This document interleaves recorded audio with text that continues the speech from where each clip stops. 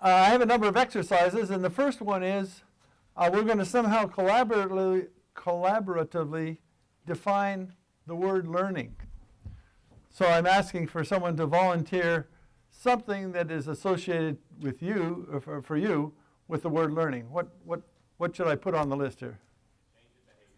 Change in behavior. Change in behavior. Good.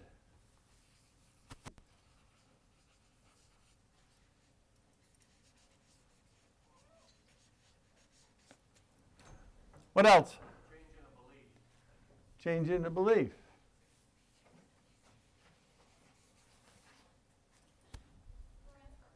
Sorry? Transfer.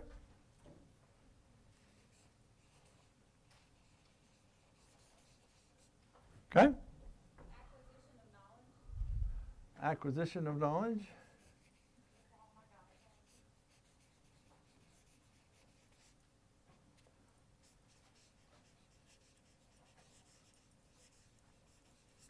Okay. Sorry? Growth.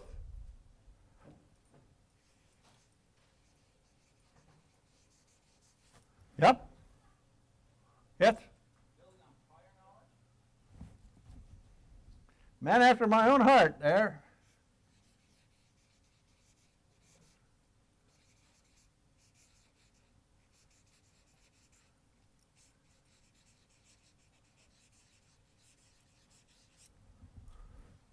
Anything else? That's a pretty complete list. Okay, good for you guys. Now, what I'm going to do is give you 5 book reviews, essentially, in the next 20 minutes. So that's, these are the titles. How people learn, well, we'll go through them, so I won't describe them right now. And then we'll end up with some lessons that we may have learned from going through those book reviews. So, learning defined. Let's see how we can match up with the list that we've got here. It's the process, well, this is the definition I like to use anyway. It's the process of constructing new personal meaning on a foundation of prior knowledge and experience. Now, this has a couple of concepts built into it. First of all, it's a process. Second of all, it involves change. So we had some changes listed here in knowledge, beliefs, behaviors, and attitudes. We've captured a few of those on the list. And most importantly, it's not something that we do to learners, it's something that they do for themselves. So the first book review is of something called How People Learn. This came out in 2003, so it's about 10 years old, and it's a result of a lot of studies that were assimilated by the National Academy on various aspects of cognitive science, neuroscience, just trying to understand what the process of learning is all about. And it has lots of great insights. I found it's great to go through. The role of prior knowledge that we have on our list is that everyone's different. Every learner has prior knowledge. They've learned something before they get to your class, but it varies widely within a group of learners. And the prior knowledge may be naive. In other words, their understanding of what they think they know may not be as sophisticated as it should be. And replacing naive understanding with informed understanding requires effort on the part of the learner. And they have to convince themselves that the informed understanding is a better model than what they had to start with. It's an active process. As I said earlier, it's done by the learners, not by us as instructors. And it's important to encourage the learners to take responsibility for their own learning and take control of their own learning. The degree of learner engagement is highly correlated with successful achievement. And I'll talk a little later about the National Survey of Student Engagement. Active learning is one of the themes that I'm going to dwell on in these book reviews. And one of the issues with active learning, where you have the students doing things instead of you quote, covering content, there's a perception that you can't cover the content by taking the time to do the active learning, therefore maybe you aren't going to fulfill the curriculum. It's been shown that it's comparable, for active learning, it's comparable to straight lecturing for content mastery, but it's much superior, active learning, for developing thinking and communication skills than just listening. So that the factual knowledge that has to be mastered is necessary, but it's not enough. Usable knowledge, something that the students can take away from the course, and it affects the way they conduct their life and understand what's going on around them, requires that they have to have these facts that they've mastered connected to some kind of overall concept, some bigger picture, and that the context under which these ideas are applicable is they understand. And this conceptual knowledge allows them to transfer knowledge that they get in one field to other fields by analogy. Now, one of the terms that is important in this respect is metacognition, understanding how you're learning, what you know, and what you still have to learn. And that's an important factor in learning for understanding. I attended a seminar given by a guy called Danny Edelson, and he put the learning for use into this framework of motivation, construction, and organization. And really, it's just the big box under construction that is what is covered when we do straight lecturing. So his attitude is you've got to start off with some activities that motivate, elicit curiosity, create demand, and at each of these three boxes you see there's room for reflection, where the students are given the time or given the mandate and activity to reflect on what they've just done or what they've just learned, to put it into some kind of context.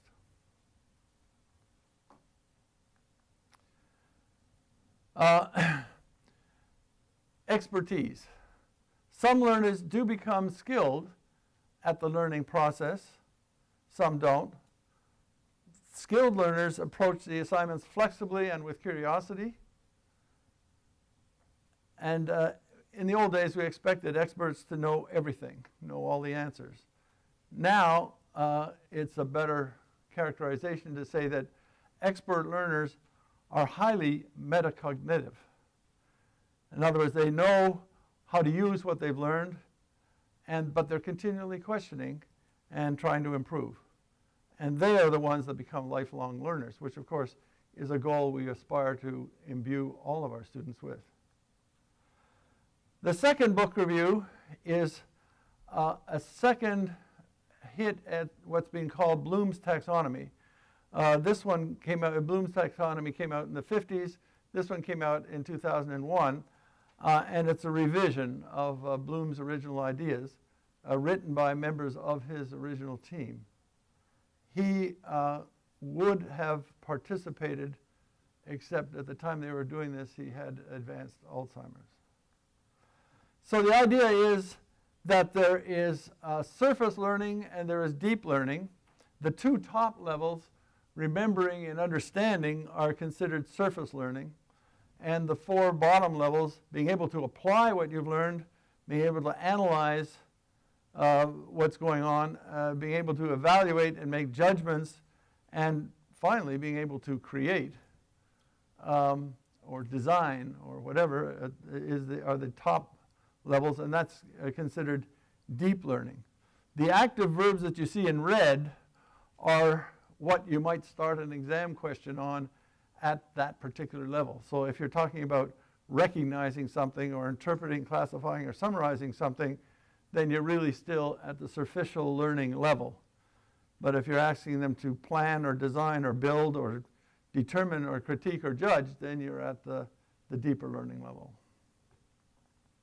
So, exercise 2, think of one learning outcome for a course that you teach or intend to teach, and use an active verb as the first word of that learning outcome. So these are a couple of examples. Interpret the uncertainty information associated with position and orientation solution. That's something I teach. Or trace the origins of Shakespeare's Hamlet to earlier legends, such as the Scandinavian saga of Rolf Krake. I got that out of a book. I don't really teach that. So what kind of active verbs would you select, hopefully, for deeper learning? Let's hear some examples. Yep. Analyze. Good one. Another one? Develop. That's another one.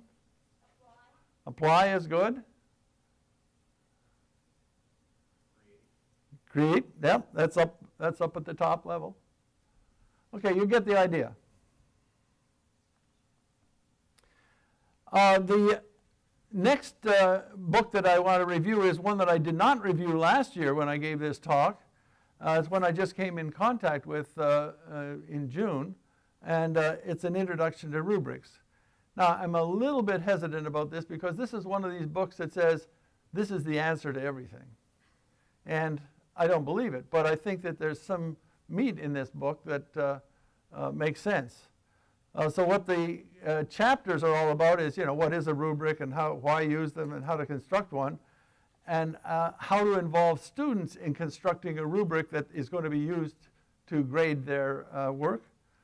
And then using rubrics beyond grading for learning from experience, for online learning, for teaching improvement, for self-assessment, for career advancement, and for program assessment.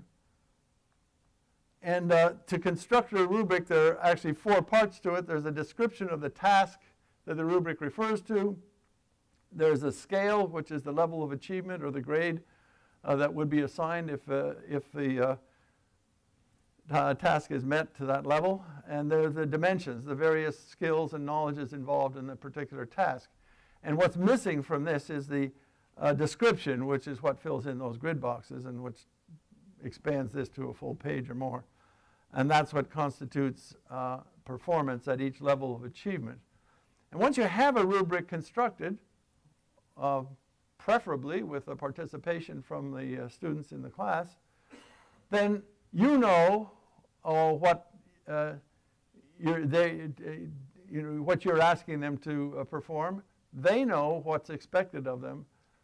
And when it comes to grading, that's one of the big advantages of rubric. You've done all that advanced work, and then the grading is really just a matter of ticking off which box they've achieved and communicating that back to them very easily. Instead of writing an essay about, well, you didn't do this, you did this, you just tick it off.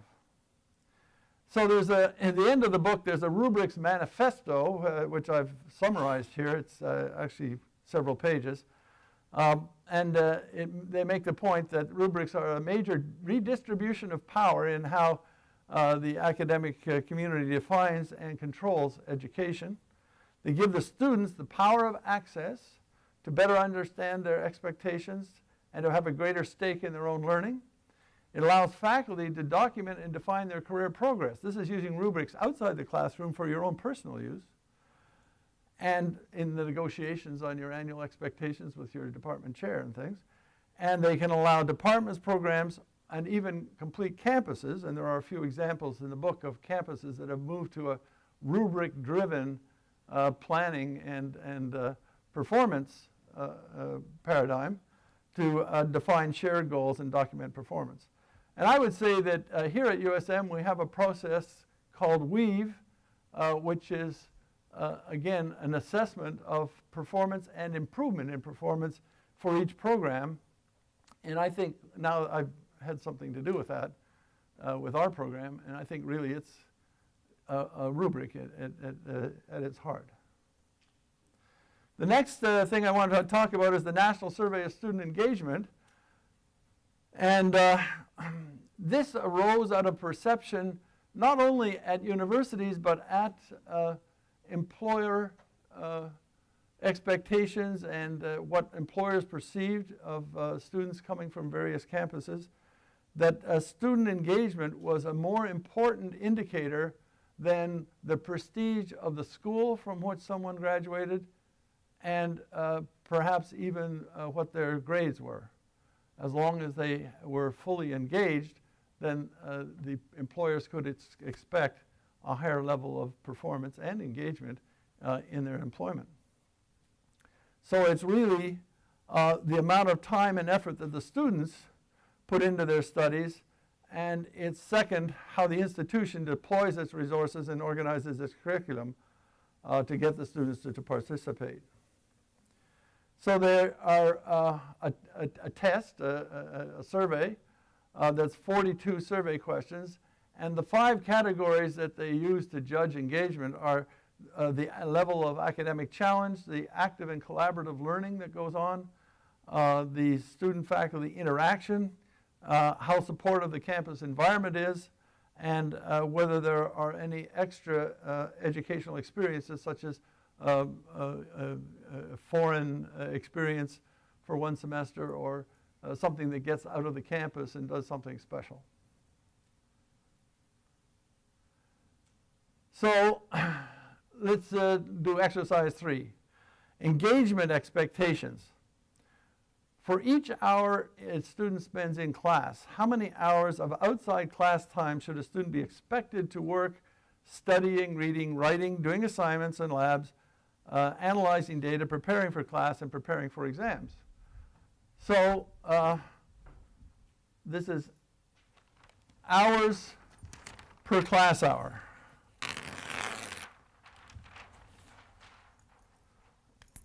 One, two, 3, 4, 5, 6, 7 plus. So we're going to have a show of hands. How many think that the student should be expected to do 1 hour outside of class for every hour in class?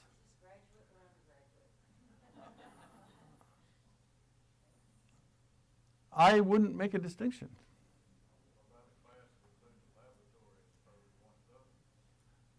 I guess we're talking about per lecture hour. So the labs would be part of this. So they'd be included in this. Let's go with undergraduate. Okay? So 1 hour. Nobody. 1? 1. Okay. 2 hours. 1, 2, 3, 4, 5, 6, 7, 8, 9, 10, 11, 12, 13, 14, 15, 16, 17. 3 hours.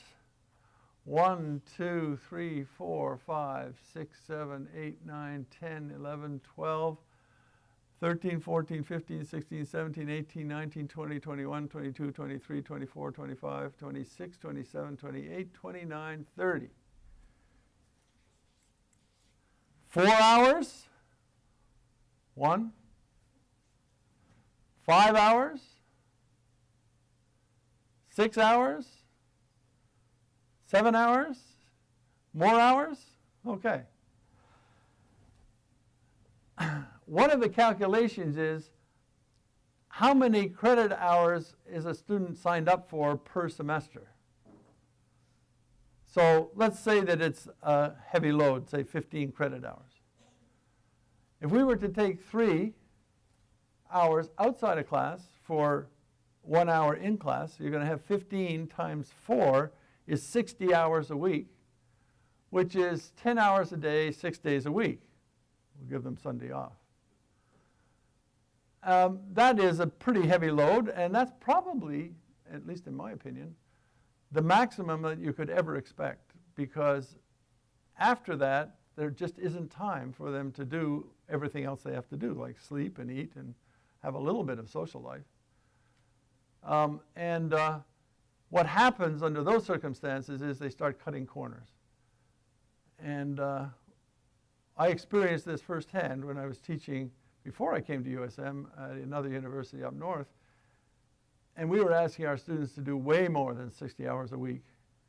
And they just weren't talking to us about it.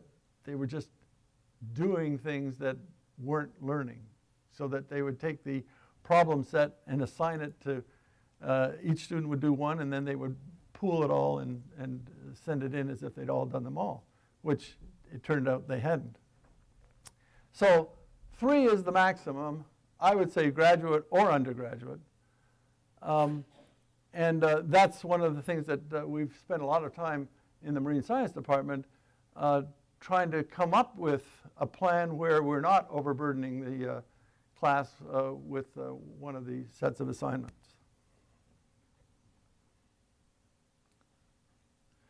These are the universities that are using this national survey of student engagement from the early days, from 2000 until last year. I didn't get this year's on. And USM has been a participant since 2005. The third book review I want to do is the one that is the basis for this little notice that you all got in front of you called Scientific Teaching. And it's a book written not about how to teach science, but how to teach using the science of pedagogy. The things that have been learned, the things that are documented in that National Academy report on how people learn that I started with. And it has chapters on scientific teaching, active learning, assessment, diversity, constructing a teachable unit, and institutional transformation. And you'll see that's really, we're taking like one chapter per month in this seminar plan. So what is scientific teaching? It is applying critical thinking, rigor, creativity, spirit of experimentation to capture the process of discovery. And there is evidence, and the book is strong on giving the evidence, quoting the scientific papers in neuroscience and cognitive science that supports the conclusions that they're pushing.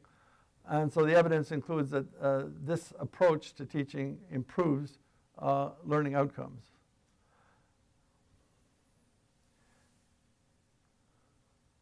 Active learning is, again, one of the chapters, and one of the major messages that I have for you is that the learners are then engaged in more than taking notes and following directions, and they're taking responsibility for their own learning. And there are many activities that are possible under active learning, and each of you have to find your own activities that work for you. Learning is really a messy business. And because of this diversity among the learners, every learner is going to work, get a different thing out of the learning process. I guess that's continuous assessment is more than grades.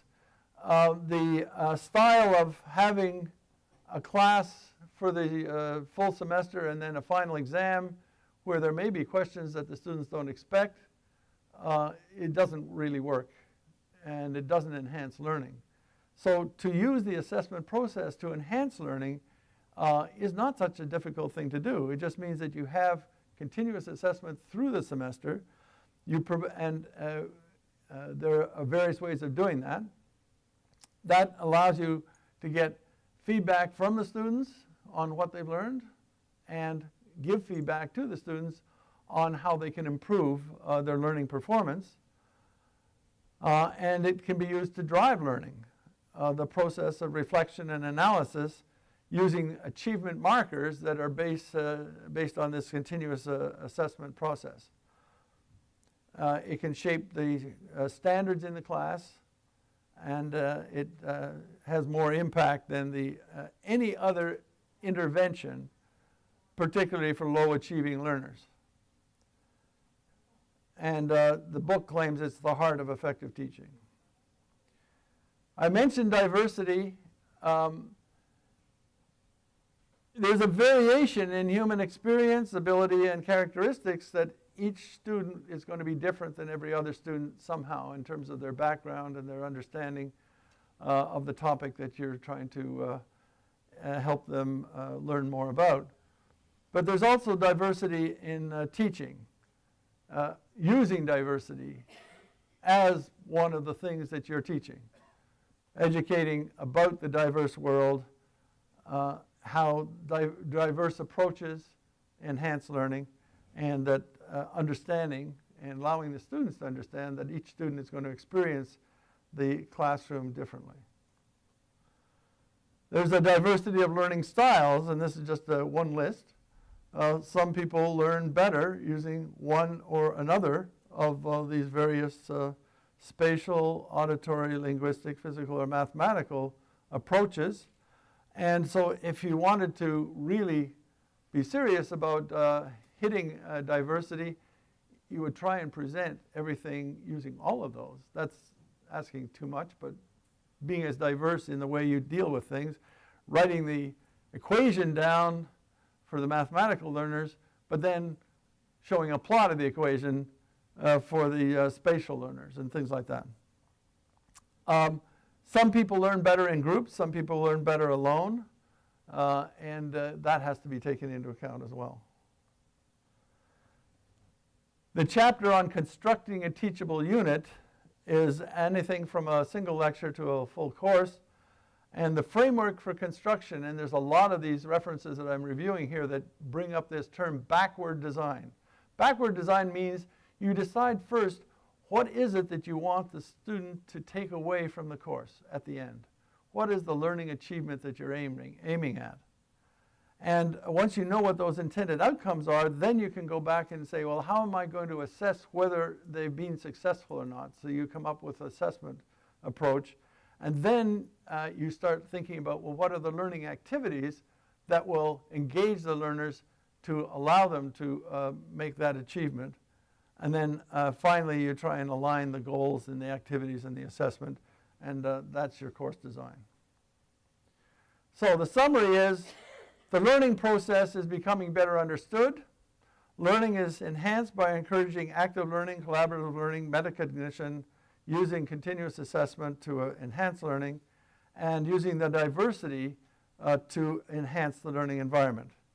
The learning is accomplished by learners, not instructors, and the paradigm shift is from the sage on the stage, which is what I am right here, to the guide on the side. Where to start? Well, you've heard already from the provost that the great place to start is the Learning Enhancement Center. They have lots of resources. And one of those resources is this scientific teaching seminar that I'll be helping them out with. There are some other ones that I'm talking to them about adding to their list. And then finally we get to exercise 4.